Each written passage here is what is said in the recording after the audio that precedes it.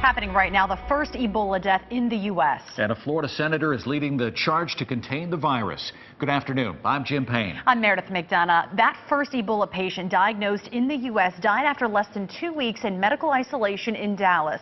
He contracted the disease in Liberia. Meantime, the Department of Homeland Security has ordered agents at U.S. airports and ports to observe anyone for signs of infection. WESH 2's Gail Pasco-Brown is live at Orlando International. And Gail, Senator Bill Nelson pushing for even tighter restrictions at airports like OIA.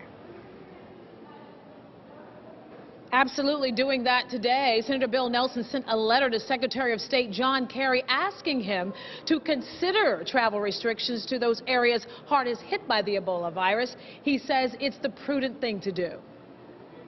We will get our hands around this problem, but that's why I think we ought to go the extra step. That step, according to U.S. Senator Bill Nelson, is to suspend the issuance of visas to countries in West Africa the CDC has deemed high risk for Ebola. The reason that this is so important is that once an infected patient gets into the United States, as is the case with the fellow that ended up in Texas, you see how then the potential for spreading the disease is. Thomas Eric Duncan, a man with Ebola who traveled to the United States from Liberia, died this morning at a Texas hospital. Senator Nelson says suspending the visas would be manageable considering there's such a small amount. In all of 2013, 1,600 visas were issued from Guinea, about 2,000 from Sierra Leone, and 3,000 from Liberia. I'm not really worried, but it is a good idea because people coming from that country really should not be here until they're checked out, like medically wise. I think it's a very good idea because of the illnesses, and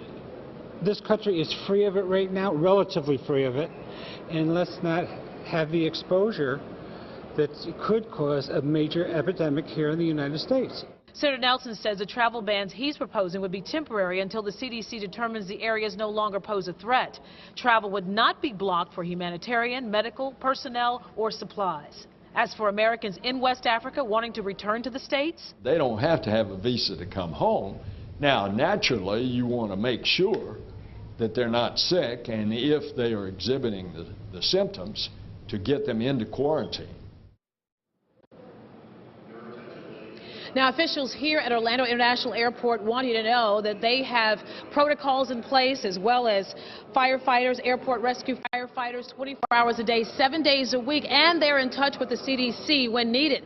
That happened on Monday, where a passenger got sick in the air. Of course, it was not related to Ebola, but those protocols were definitely activated. We're there. I'm Gail Pasco-Brown, live at OIA for WESH 2 News.